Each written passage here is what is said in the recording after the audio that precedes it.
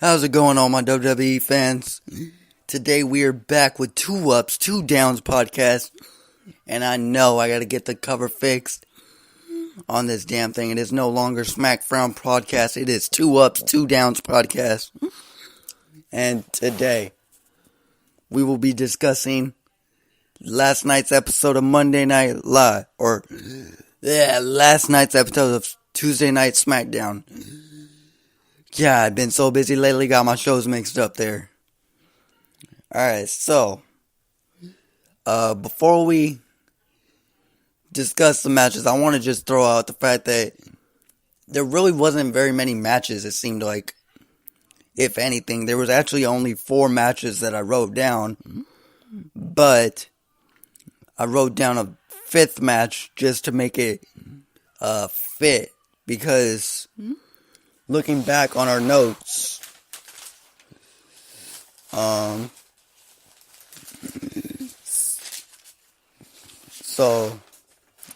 looking back on our notes, last week on SmackDown, they had 6 episodes. Today, last night, technically they only had 4, but I threw a 5th one on there.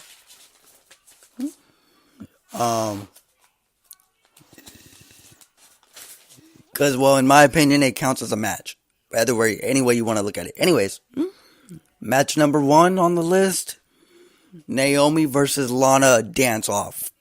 This is the match I was talking about, the one that I just threw on there just to fill up the things, or else we would have only had 4 matches. There would have been 2 downs and 2 ups positively, and no neutral matches. So Naomi versus Lana dance off. Naomi wins. Lana gets mad. Lana slaps Naomi. Slaps Naomi's husband. I can't remember if it was Jimmy or Jay. I don't remember who she's with. And then the Usos and Naomi take out Rusev Day and Lana, and now they're requesting a match against Rusev Day and Lana.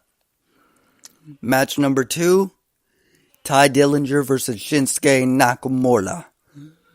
And there was a battle of words on Twitter when this match was first brought up between Ty Dillinger and Shinsuke Nakamura. And, you know, it's obvious how WWE plays out their matches nowadays. But anyways, the winner of the match was Shinsuke Nakamura.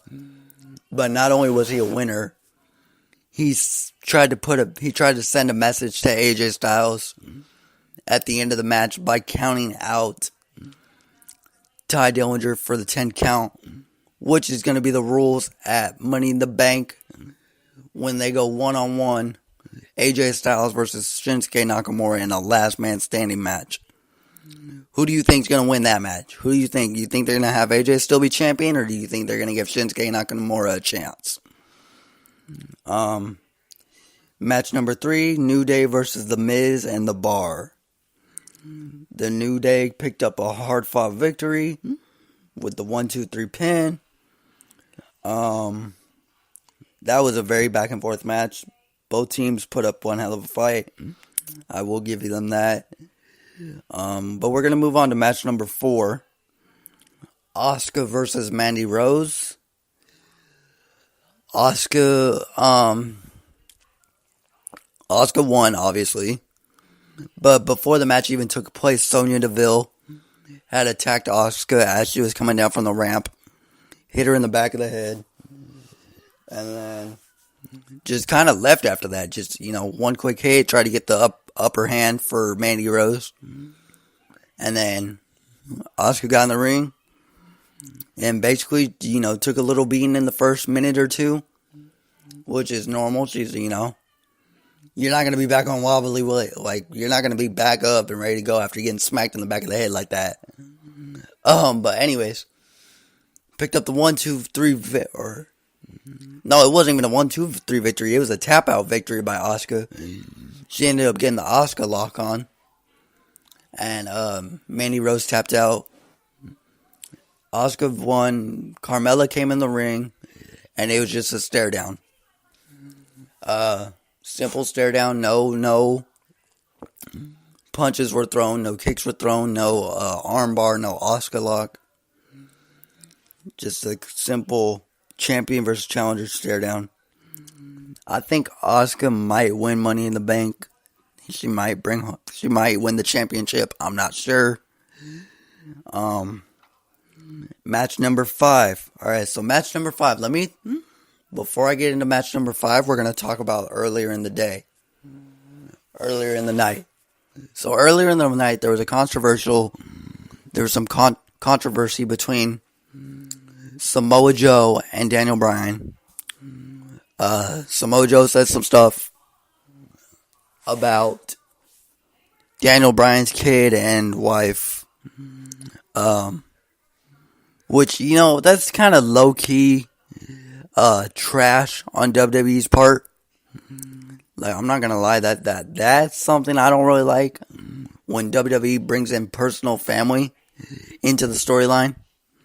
Even if it's okay with the wrestlers, it's still something like I don't feel like it should be done. But anyway, Daniel Bryan and Samoa Joe were talking back and forth, arguing and shit, whatever. And then Big Cass comes in, interferes, says he's medically clear to compete, and then starts smacking Samoa Joe with his crutch. Smacks Daniel Bryan, hits them both with the briefcase, and then that's how we end up at match number 5. The triple threat match between Daniel Bryan versus Big Cass versus Samoa Joe. And Samoa Joe picks up a victory by making Daniel Bryan tap out. Or not even tap out. He didn't even tap out. He passed out. But the reason they had upped Samoa Joe for the Money in the Bank, in my opinion, this is why they upped him. So, originally it was supposed to be Daniel Bryan. Daniel Bryan was supposed to have this great comeback, the greatest Royal Rumble, and then after that he was supposed to do Money in the Bank, whatever, win the briefcase, go on to WrestleMania like he'd done before. But when Big Cass came back at the greatest Royal Rumble, tossed out Daniel Bryan, that started a rivalry, and now fast forward to last night, Samoa Joe won due to the fact that they want to keep that rivalry going, Daniel Bryan versus Big Cass, leading into Money in the Bank. So there's going to be a match there, you could already tell.